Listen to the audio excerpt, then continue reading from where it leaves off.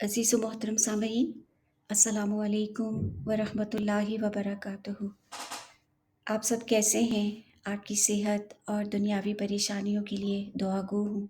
आपसे भी दुआ की इल्तिमास है। सूरह बकरा की मुख्तसर तफसीर का सिलसिला शुरू किया है। रब्बुल आलमीन हम सबको इस इलाही इल्म हासिल करने की तौफीक अता फरमाए।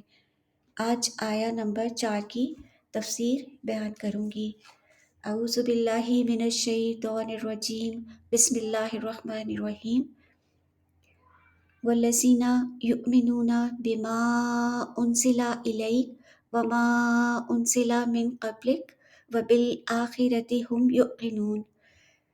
तर्जुमा, और वो लोग ईमान रखते हैं उस पर जो आप सल्लल्लाहु अलैहि वसल्लम पर नाजिल हुआ और आप सल्लल्लाहु अलैहि वसल्लम से पहले नाजिल हुआ, और आखिरत पर यकीन रखते हैं। मा उनसिला, इंसान के लिए हिदायत है जो बज़रिया वही कुरान की सूरत में रसूलुल्लाह सल्लल्लाहु अलैहि वसल्लम पर नाजिल हुई। कुरान करीम पर ईमान लाने की सूरत में 3 अहम फ़राइज़ मोमिनीन पर आयद होते हैं।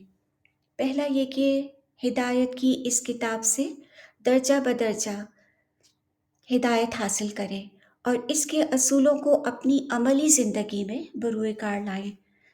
दूसरा हदफ ये है कि इंसानों की रहनुमाई इसी किताब की रोशनी में करें और उन्हें इसकी तालीम दें। अल्लाह ताला, उसके रसूल सल्लल्लाहु अलैहि वसल्लम और कुरान करीम से मुकम्मल वफ़ादारी और इताअत की रविश इख्तियार करें। ये हमारी तीसरी ज़िम्मेदारी है। इन फ़राइज़ की अदायगी करने वाले मुत्तक़ीन कहलाते हैं। बेशक मुत्तक़ीन इस हिदायत के ज़रिए अपनी ज़िंदगी को पुरअमन और पुरसुकून बनाते हैं और अपने दायरे इख्तियार में आने वाले तमाम बनी नौ इंसानों की ज़िंदगी में अमनीयत पैदा करते हैं। हज़रत आदम अलैहिस्सलाम से लेकर हज़रत मोहम्मद मुस्तफ़ा सल्लल्लाहु अलैहि वसल्लम तक आने वाले तमाम अंबिया और उन पर नाजिल होने वाले इल्हामी सहाइफ सब हक़ हैं, और आखिरी किताब कुरान करीम उनकी तस्दीक करती है।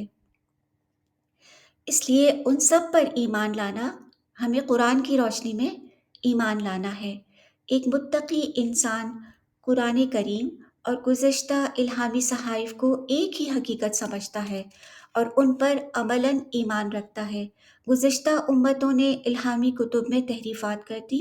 इंसानों की लिखी हुई कुतुब का दीन से कोई ताल्लुक़ नहीं। रब्बुल आलमीन की तरफ से आई हुई किताब कुरान मजीद ता क़यामत आने वाले इंसानों के लिए हिदायत हासिल करने का ज़रिया है। आयत का आखिरी हिस्सा व बिल आखिरति हुम युक़िनून, और वो आखिरत पर यकीन रखते हैं। आखिरत अपने लुग़वी मानी के लिहाज से ज़िंदगी के इख्तिताम पर आने वाले मरहले को कहते हैं। कायनात में जिस खलकत का भी आगाज़ हुआ है उसका एक अंजाम भी है। दुनिया में भी इंसान जो अमल अंजाम देता है उसका एक नतीजा ज़रूर निकलता है। जैसे एक बीज बोता है तो नतीजे के तौर पर दरख्त निकलता है। अब ये दरख्त कहीं बाहर से नहीं आ गया, बल्कि बीज के अंदर ही परवान चढ़ा है। इसी तरह इंसान का उठना बैठना, सोना जागना, खाना पीना, यहाँ तक कि उसका एक एक अमल उसकी आखिरत बना रहा है। आखिरत कोई अलग से कोई मुमलिकत या दुनिया नहीं, बल्कि वो उसके वजूद के अंदर मौजूद है और क़यामत के दिन वो उसका मुशाहिदा करेगा। हर अमल जो इंसान अंजाम देता है उसके आसार वो अपनी ज़िंदगी ही में देख लेता है, लेकिन नतीजा मरहला आखिरत ही में पाएगा। एक इंसान आखिरत पर यकीन कहाँ से हासिल करे? क्या ये यकीन अल्लाह ताला की तरफ से दिल में अलक़ा किया जाएगा, या ये गैबी होगा, या इसका कोई तालीमी तरीक़ा है? हम जैसे इंसानों को यकीन तालीम ही से हासिल होगा। इल्म हासिल करने का सबसे बड़ा ज़रिया या मंबा कुरान करीम ही है। इस किताब पर तदब्बुर, तफक्कुर और मुसलसल मश्क के नतीजे में इंसान आखिरत पर यकीन इस तरह कर लेगा जैसे वो इस दुनिया को आँख से देखकर यकीन करता है।